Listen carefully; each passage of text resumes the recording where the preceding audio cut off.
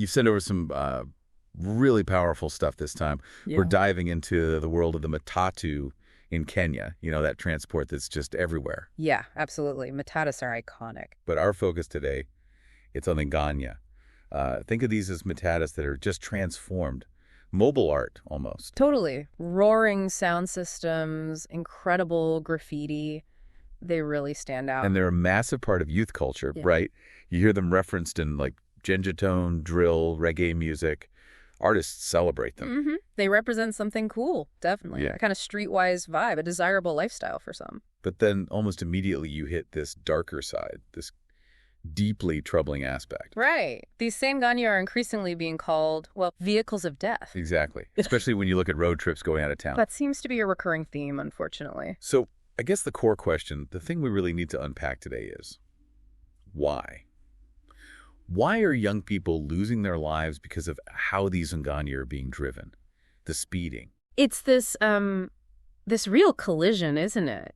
Cultural vibrancy on one hand. Yeah, this incredible energy. And then just real, tangible danger on the other. They resonate so deeply with young Kenyans, this sense of freedom, identity. You can see the appeal. Definitely. Yeah. Yet that very energy, the culture around them, it seems to be feeding into incredibly risky behavior on the road. The material you gathered, it really throws that contradiction into, well, sharp relief. It's stark. It is. It's like this phenomenon, so full of life, high energy, and then it can just turn devastating in an instant. You see them rolling art galleries, basically. Yeah. Music blasting louder than a club sometimes. It's a whole sensory thing. Oh, absolutely. The visual, the auditory, it's all part of the package. Sure, you can totally understand the draw, especially if you're young, looking for excitement, that sense of belonging. And if we think about youth culture more broadly, there's often that desire, isn't there, to push boundaries, experience things intensely. The Nganya, with its customized, often unconventional style, it just taps right into that. It becomes more than just getting from A to B. It's a statement. Yeah, exactly, a statement. And then you shared Brian's story. Wow, he survived a Nganya crash, going to Naivasha for what he called a bash. That really brings it down to earth, doesn't it? Grounds the whole issue in personal tragedy. Totally. And this wasn't just any old ride. It was a rented Nganya, specifically kitted out. TVs, strobe lights, music cranked up. Paints a picture, doesn't it? A party on wheels. But then the details. Traveling at night. Well, The driver apparently drinking Red Bull and vodka. oh, wow. And then just reckless speed. Inevitable, really. The vehicle skids on a corner, hits a lorry. And Brian survived. He did. But 4 of his friends didn't make it. Just devastating. And what's so chilling, really, is that the source material makes it clear this isn't some isolated freak accident. No. Brian's account is stark, personal, but it highlights risks that seem, well, disturbingly common. It moves it beyond just numbers. The human cost. Exactly. And what strikes me is how normalized these conditions seem to have become in that context.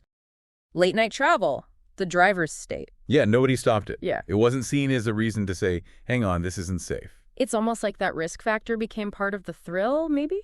Could be. And that's where the road safety experts' view is so important. They point to the system, the factors allowing mistakes.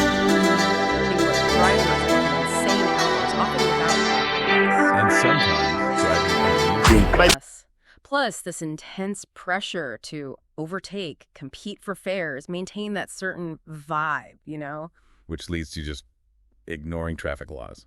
Completely. And then there's the state of the vehicles themselves. Poor maintenance is mentioned. Adding another layer of risk, Yeah. mechanical failure. That competitive pressure, it's not just about speed, is it? It often ties directly to their income. More trips, more money. Exactly. So safety can, unfortunately, end up taking a back seat to just making a living. And if the vehicles aren't inspected properly, well, it just makes everything worse. It compounds the danger significantly, yeah. And the expert doesn't just point fingers at the drivers or owners. They also mention passenger behavior. Right. Young passengers often not wearing seatbelts. And the distractions inside the music, the lights, the party atmosphere. It's not exactly conducive to safe travel. No, it's this combination of factors, isn't it? Driver, vehicle, passengers, creating this incredibly risky environment. That seatbelt point is really telling, I think. It's so basic. It is, and not using them suggests either, well, maybe a lack of awareness or perhaps a deliberate disregard, maybe influenced by that whole social vibe inside the Nganya. Yeah, maybe feeling like it's not cool or just getting caught up in the moment. Possibly. And we get that story from the parent. Oh, that was tough to read.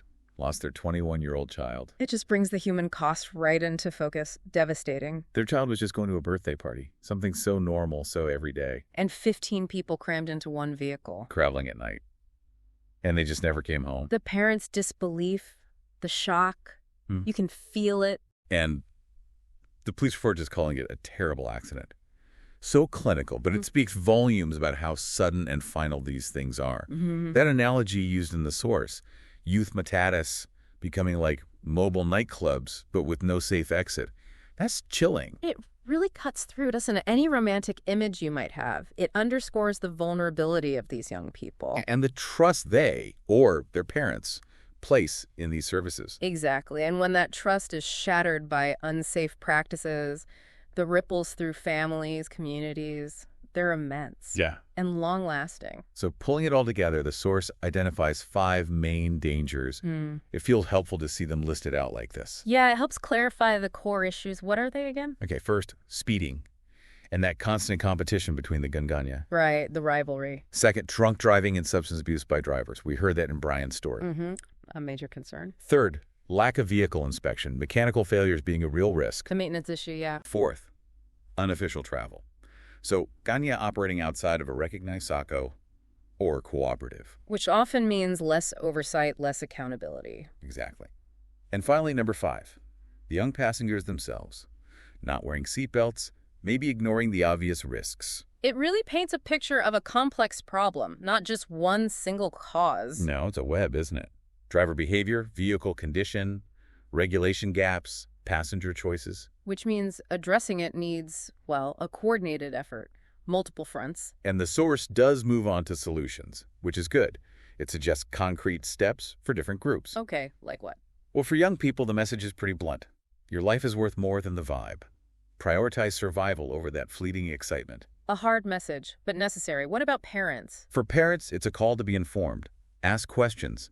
Know who's transporting your kids and how. Makes sense. Be proactive. Then for the government, stricter laws are needed and real oversight of the SACOs, not just on paper. Enforcement is key there. Yeah, genuine oversight. And youth organizations, they have a role in education, road safety awareness. Definitely. Peer education could be powerful. But maybe the most powerful call is to, individual action, making that personal choice. I'm not getting in that vehicle if it feels unsafe. That multifaceted approach feels right. Everyone has a part to play, spreading the responsibility. Yeah. And that point about personal choice, individual agency, it's vital. Empowering young people to say no is a huge part of the solution. It really is. It leaves you feeling, hopeful, but also really cautious, Safari Matatu. The journey of the Matatu is such a vibrant part of life there. But like we've seen, not every journey ends well. No. There's a clear appreciation in the source for the culture, the art, the energy around Nganya. Nobody's denying that. Right. It's not about condemning the culture itself. But it has to be balanced against just the fundamental value of life. Safety has to come first. Absolutely. It's about finding that balance. And the call to action at the end feels important. Share this discussion. Talk about it with any young person you know who uses Matatus. Keep the conversation going, raise that awareness. Yeah. Ultimately, it feels like it's about trying to shift the culture slightly, doesn't it? I think so. Can that creativity, that energy be channeled differently? Can Nganya become symbols of responsible fun, maybe? Instead of sources of tragedy. Exactly. This deep dive, it really underscores how urgent finding those answers is. Absolutely. It's given us, and hopefully you listening, a lot to think about. Thank you for taking this deep dive with us into the complex world of the Nganya. Until our next exploration.